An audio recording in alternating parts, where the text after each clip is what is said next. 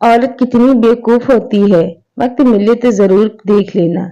वह सुबह उठी और प्रार्थना करके रसोई में आ गई। चाय के लिए चूल्हे पर पानी रखा, फिर बच्चों को जगाया ताकि वे स्कूल के लिए तैयार हो सके।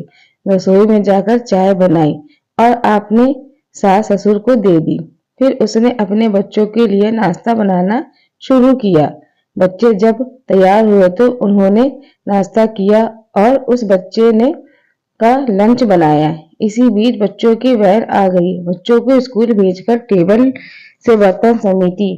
इसी बीच पति ऑफिस के लिए तैयार हो गए तो उसकी जरूरी चीजें निकाल कर दे दी। जल्दी से किचन में गई और पति के लिए नाश्ता बनाने लगी। एक पराठा और अंडा अभी बना ही नहीं था कि नन्ही ननद रसोई में आ गई। यह कहकर नाश्ता ले गई कि मुझे कॉलेज जाने में देर हो रही है। उसी समय देवर भी यूनिवर्सिटी जाने को तैयार हो गया। जल्दी से पति और देवर के लिए नाश्ता बनाना और मेज पर रख दिया। 9 बजे पति ऑफिस गया तो उसने आकर टेबल से बर्तन उठाया, सास और ससुर के लिए नाश्ता बनाया। जब तक सास ससुर ने नाश्ता किया तब तक वह रसोई साहब का बर्तन धो चुकी थी। सास ससुर ने नाश्ते के बर्तन समेट ही रही थी कि तभी सफाई वाली मौसी आ गई तो उनके साथ मिलकर घर की सफाई की। मौसी को विदा किया तो 11 बज चुके थे।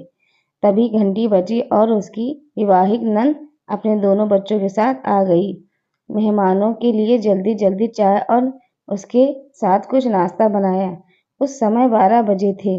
वह जल्दी से रसोई में खाना बनाने गई तो सास की आवाज आई, आज अपनी ननद के लिए कुछ अच्छा बनाना।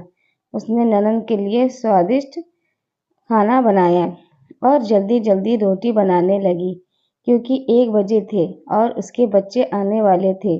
बच्चे जब स्कूल से आए तो उन्होंने मुंह हाथ धोए, कपड़े बदले और उसने उन्हें खाना खिलाया। तभी कॉलेज से छोटी ननद भी आ गई और देवर भी वापस आ गया। उसने सबके लिए जल्दी जल्दी रोटी बनाई और सबको परोसकर खिलाया। जब जब खाकर उठे तो 3 बज चुके थे और उसे अचानक भूख लगी। उसने मेज पर हॉट पॉट में देखा और एक भी रोटी नहीं बची थी। वह उस बर्तन समेटकर रसोई में जा रही थी कि उतरने में उनका पति घर में दाखिल हुआ। उसे देखकर पति ने कहा, मुझे बहुत भूख लगी है, जल्दी से खाना निकालो।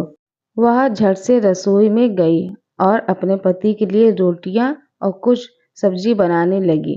जब उसने अपने पति के लिए खाना बनाया तब वह 4 बज चुके थे। उसके पति ने उससे कहा, आओ तुम भी खा लो। उसने आश्चर्य से पति की ओर देखा क्योंकि उसने सुबह से कुछ नहीं खाया था। वह पति के साथ खाना खाने बैठ गई। जब उसने अपने मुंह में रोटी का टुकड़ा रखा तो उसकी आंख में आंसू निकला। उसके पति ने पूछा, तुम रो रही हो क्यों? उसने सोचा कि मैं इनसे क्या कहूँ। ये क्या जानते हैं कि ससुराल में इतनी मेहनत करने के बाद मुझे यह रोटी मिलती है जिससे लोग मुफ्त की रोटी कहते हैं। उसने अपने पति को उत्तर दिया, कुछ नहीं। उसने पति से कहा, स्त्री कितनी बेवकूफ होती हैं।